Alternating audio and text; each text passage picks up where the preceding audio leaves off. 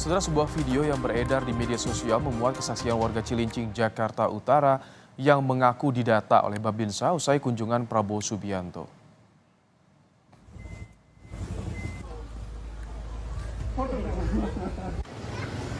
Menurut kesaksian di dalam video yang diunggah di akun politisi PD Perjuangan Adiana Pitupulu, warga dimintai KTP dan kartu keluarga oleh orang berseragam TNI dengan alasan akan mendapat pemberian sesuatu. Menurut warga yang sama, anak-anak di sekitar lingkungannya juga diberikan sejumlah uang oleh ajudan Prabowo. Dari peliputan yang kami lakukan, warga yang muncul di media sosial yang berbicara soal Prabowo mengaku bernama Juli Handayani. Enggak, buat shooting katanya Bu. Shooting apa? Enggak shooting. Bu Nining sebentar lagi datang ya. Saya mama itu apa sih sebentar lagi datang? Enggak lama Pak Prabowo datang. Berarti yang baru dikasih uang anak-anak doang? Anak-anak kecil doang. 100. Berapa? 100 ribu anak-anak kecil Pak, anak-anak sini pada ngegroyok semua. Bagian ajudannya Pak apa namanya tuh? Apa tuh Teddy. namanya? Iya Pak Teddy ya. Teddy. Itu ya. Ambil KTP sama kakak. Buat apa? Enggak tahu. Babingsa yang ambil orang abrik kayak pakaian loreng-loreng. Tangan darat. Angkatan darat. Minta data gitu? Iya, saya diambil, mama saya diambil. Buat apa bilangnya? Enggak tahu buat apa. Ntar ada ya Bu katanya Bu. Wakil Ketua Tim Kampanye Nasional Prabowo Gibran Habibur Rahman merespons kabar Babinsa melakukan pendataan terhadap warga usai Prabowo belusukan ke Kampung Sawah Cilincing, Jakarta Utara pada Sabtu lalu. Habibur Rahman bilang hal itu berbau fitnah karena tak ada hubungan langsung antara TKN Prabowo Gibran dan Babinsa.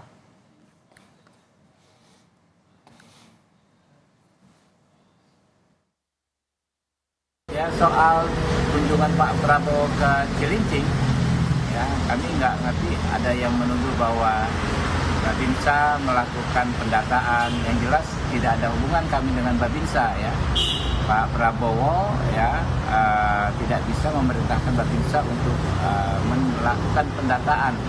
Ya. Jadi hal tersebut sepertinya fitnah ya. Kunjungan tersebut adalah kunjungan Pak Prabowo ke masyarakat, hal yang biasa dilakukan oleh seorang pemimpin. Terkait belusukan Prabowo di Cilincing, Jakarta Utara, Tim Pemenangan Nasional Ganjar Mahfud menyebut ada dugaan unsur intimidasi dan ketidaknetralan aparat. Ciko Hakim menyebut hal itu berdasar keterangan warga, ada aparat meminta fotokopi KTP dan kartu keluarga dan bagi-bagi uang untuk sejumlah anak. Ibu. Beberapa catatan dan terjadi beberapa unsur yang kita bisa sebut sebagai intimidasi dan ketidaknetralan aparat.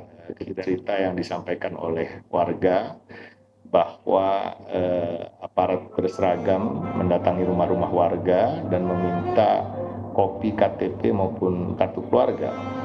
Nah, tindakan aparat berseragam yang mendatangi rumah warga ini tentunya melekat dengan tindakan-tindakan intimidatif.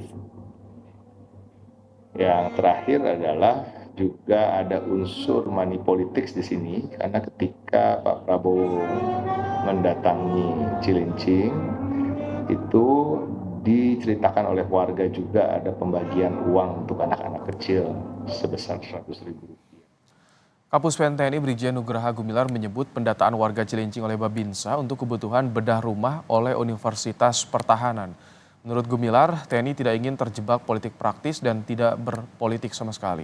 Pengambilan KTP dan KK oleh Babinsa dalam rangka pendataan rumah warga yang akan dibedah oleh Unhan Kemhan RI sebagai bentuk kegiatan Tridharma perguruan tinggi atau pengabdian kepada masyarakat. Kata Kapuspen Brigjen Nugraha Gumilar dalam keterangan tertulisnya, saudara.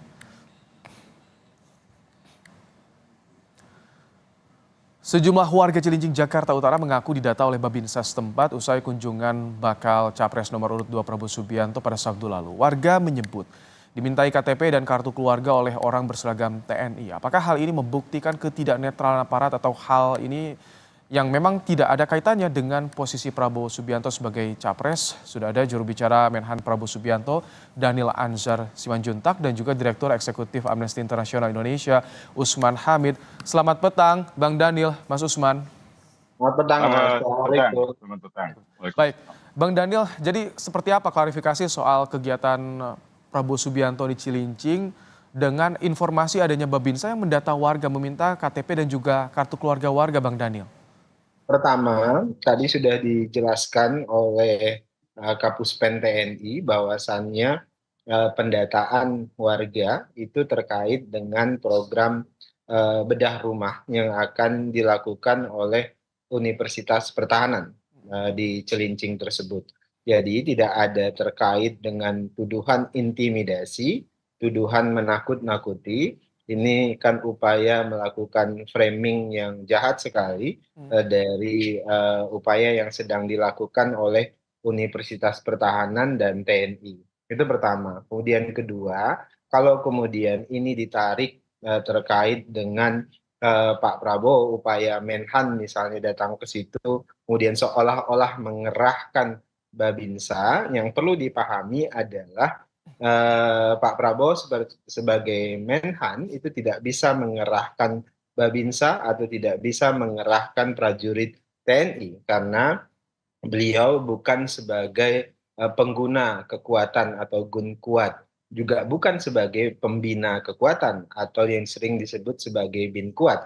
Tapi Pak Prabowo adalah pengembang kekuatan atau sering disebut sebagai Bang Kuat. Dan tugas-tugas beliau adalah tadi itu tuh mengembangkan konsepsi pertahanan, kemudian memastikan postur pertahanan kita jauh lebih baik dan sebagainya. Jadi apa yang disampaikan, apa yang sedang diupayakan di framing itu tentu adalah fitnah jahat dan Oke, tidak pernah dilakukan oleh Pak Prabowo maupun TNI. Yang baik. kedua, terkait dengan fitnah bagi-bagi uang. Jadi saya barusan cek dengan ajudan Pak Prabowo, kebetulan yang disebut di video itu adalah saudara Mayor Teddy. Jadi tidak ada sama sekali ajudan Pak Prabowo, Mayor Teddy melakukan bagi-bagi uang. Jadi sekali lagi upaya ini kan video dibuat oleh pihak tertentu kemudian menggiring opini seolah-olah ada pembagian uang dan sebagainya. Nah, yang ketiga yang perlu dipahami justru Pak Prabowo datang ke situ kemudian mendengarkan pengaduan dan keluh kesah warga di sekitar di situ. Salah satunya adalah masalah air. Dan kemarin malah justru pihak Kementerian Pertahanan membantu penyediaan air di situ, kemudian termasuk membantu misalnya ada warga yang berkeluh kesah terkait Oke, dengan butuh pekerjaan dan sebagainya, kemudian Pak Prabowo berusaha membantu penyediaan lapangan kerja beberapa orang yang pada saat itu mengeluh. baik. Kira-kira begitu. Baik, Mas Usman, tadi disampaikan Bang Daniel tidak ada kaitan antara Prabowo dengan Babinsa yang mendata warga karena tidak bisa memerintah atau mengkoordinasikan Babinsa. Bagaimana Anda melihat? Apakah ini karena momennya begitu berdekatan pasca kunjungan, pasca kedatangan, langsung ada pendataan seperti itu, Mas Usman? Ya, betul sekali. Memang mungkin karena momentum yang berdekatan itu antara kedatangan Prabowo, kedatangan ajudannya, dan juga pendataan beberapa warga yang ada di dalam video itu membuat masyarakat berpikir ada upaya untuk mengkondisikan warga melalui penggunaan anggota TNI di tingkat paling bawah yaitu Babinsa untuk tujuan-tujuan politik partisan. Dalam hal ini misalnya agar memilih pasangan calon nomor 2. Tetapi agar ini bisa lebih jelas, saya kira diperlukan satu proses penyelidikan yang objektif, yang imparsial. Keterangan dari pihak pelapor, keterangan dari pihak pengadu atau pengguna media sosial, termasuk keterangan dari 02, misalnya dari tim pemenangan Capres nomor 2, itu hanya bahan-bahan keterangan awal untuk kemudian diperiksa lebih jauh, dicek, di-recheck, di-cross-check, agar ditemukan kebenarannya. Yang kedua, sebenarnya kalau kita dengarkan keterangan dari Kapus Pen TNI, ada semacam pernyataan yang tersirat maupun tersurat menyatakan mengakui bahwa memang ada pendataan itu, tetapi tidak diakui tujuannya untuk kepentingan kunjungan Prabowo sebagai calon presiden, melainkan tujuannya untuk misalnya bedah rumah, atau tadi Bung Daniel mengatakan urusannya dengan bantuan air, urusannya dengan tenaga atau penyediaan lapangan pekerjaan yang sebenarnya tidak ada urusannya dengan portofolio Kementerian Pertahanan. Mungkin sumber masalahnya di sini soal konflik kepentingan. Oke. Seharusnya menteri-menteri yang katakanlah mencalonkan diri dalam kontestasi Pilpres mengundurkan diri terlebih dahulu sehingga tidak ada benturan antara kepentingannya sebagai kontestan pemilu dengan kepentingannya sebagai katakanlah pejabat negara atau pejabat pemerintah dalam hal ini posisi menteri begitu. Oke, baik. Jadi yang jadi pertanyaan, seperti apa kapasitas Prabowo Subianto ketika berkunjung ke Cilincing, apakah sebagai Menhan atau sebagai Capres? Dan juga bagaimana dari tim 02, apakah sudah lapor ke Bawaslu soal jika betul ada tudingan fitnah ini? Tapi nanti kita akan bahas, Bang Daniel, Mas Usman, usai jeda, tetap bersama kami di Kompas Petang. Saudara, warga Cilincing yang didatangi Prabowo pada 30 Desember lalu merasa kaget dan senang saat dikunjungi Prabowo. Dirinya merasa terkejut karena Prabowo mengenal nama suaminya. Apa saya semalam katanya gitu, kata suami saya. Allah Pak katanya. Terus Pak Prabowo tuh kenal sama suami saya. Kenal Pak Yadi katanya. Pak Yadi kenal saya dari mana? Atau orang mau justru balik tanya aturan Pak Prabowo saya kan tahu dari tahu Pak Prabowo kan dari TV. Kalau bapak suami saya kan orang apa sih Pak, orang biasa ya kan. Tiba-tiba Pak Yadi katanya gitu. Iya, anak-anak kecil yang dikasih katanya. Buat tahun baruan katanya dikasih, anak-anak pada baris. Udah langsung pada pergi.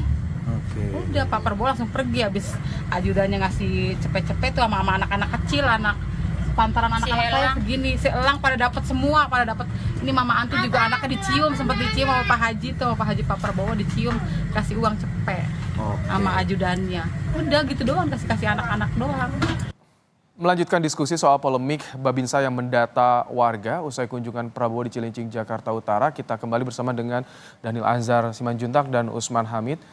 Bang Daniel, tadi kita simak bersama ada keterangan dari warga, katanya kaget, terkejut, senang juga. Anak-anaknya dikasih katanya uang, Bang Daniel, tadi disampaikan. Jadi saya ingin tegaskan, ini apakah kedatangannya sebagai Menhan atau sebagai Capres dulu nih Bang Daniel? Pak Prabowo datang ke situ sebagai Menhan, Menteri Pertahanan. Beliau melakukan kunjungan ke situ terkait dengan program air bersih. Kan Universitas Pertahanan itu melakukan tugas salah satunya pengabdian terhadap masyarakat itu memaksimalkan penyediaan air bersih. Sudah ada sekitar lebih dari 140 titik air bersih yang sudah disediakan oleh Universitas Pertahanan sebagai bentuk dari Tridharma perguruan tinggi, yaitu pengabdian terhadap masyarakat, termasuk riset terkait sebagai Menhan ya berarti ya. Kalau tadi yang kata ibu-ibu tadi bagi-bagi uang itu bagaimana Bang Daniel? Pak Prabowo ketika ketemu dengan anak-anak ya itu biasa begitu. Jadi biasanya beliau bicara dengan anak-anak, beliau bercanda dan kemudian memberikan jajan anak-anak kecil-kecil begitu.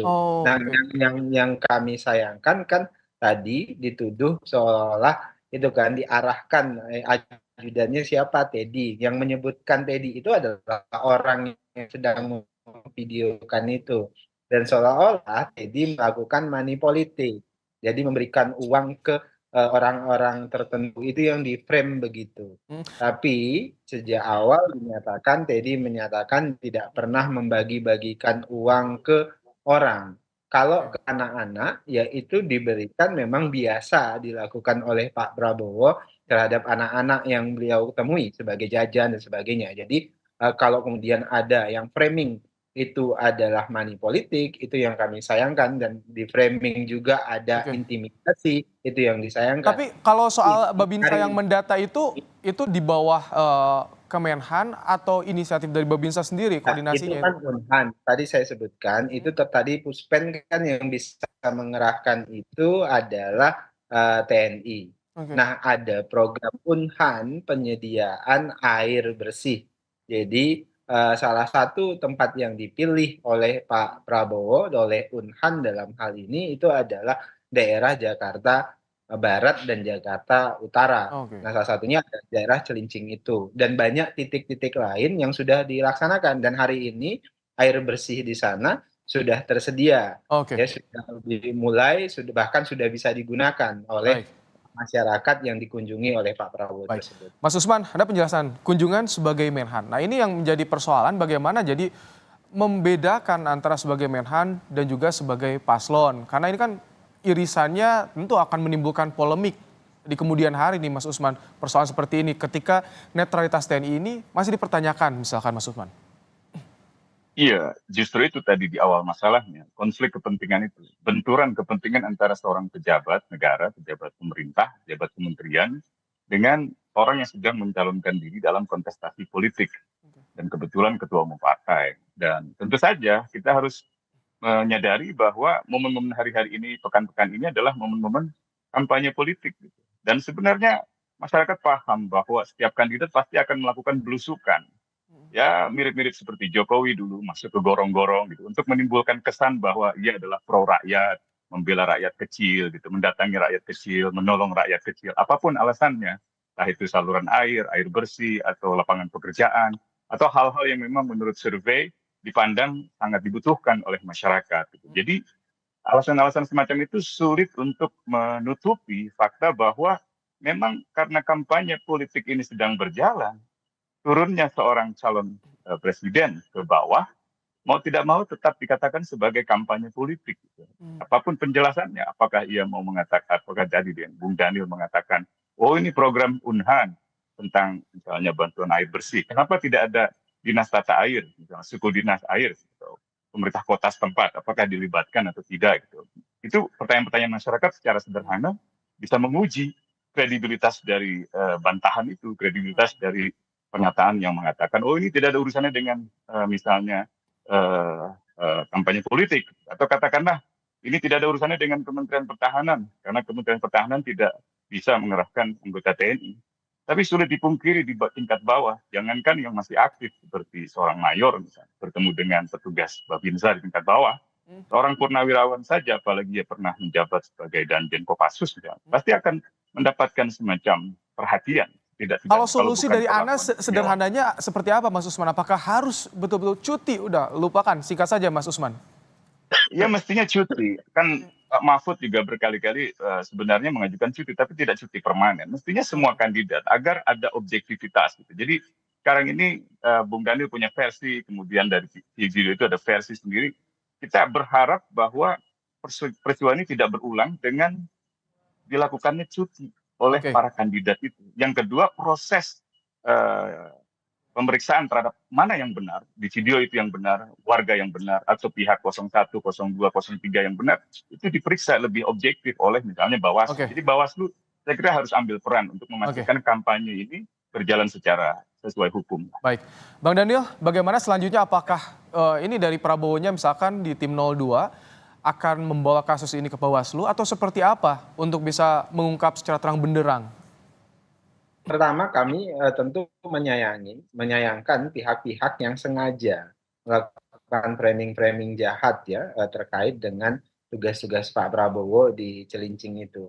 Seolah-olah ada intimidasi, kemudian seolah-olah ada money politik dan sebagainya. Dan faktanya itu tidak terjadi. Faktanya justru kita fokus pada upaya membantu masyarakat terutama terkait dengan program air bersih tadi. Di sisi lain juga tidak ada money politik sama sekali karena kita tidak bicara tentang kampanye Pak Prabowo di kesempatan tersebut. Nah jadi kami menyerahkan sepenuhnya tentu adalah pihak-pihak yang terkait dalam hal ini Bawaslu misalnya dan sebagainya. Dan itu mereka yang melakukan fitnah, framing itu juga harus ditindak karena ini tentu merugikan Pak Prabowo di sisi lain, kemudian merugikan masyarakat yang sudah menelan informasi yang tidak benar.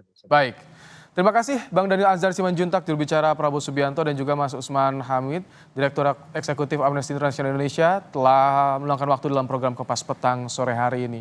Sehat selalu Bapak-Bapak. Waalaikumsalam. Waalaikumsalam.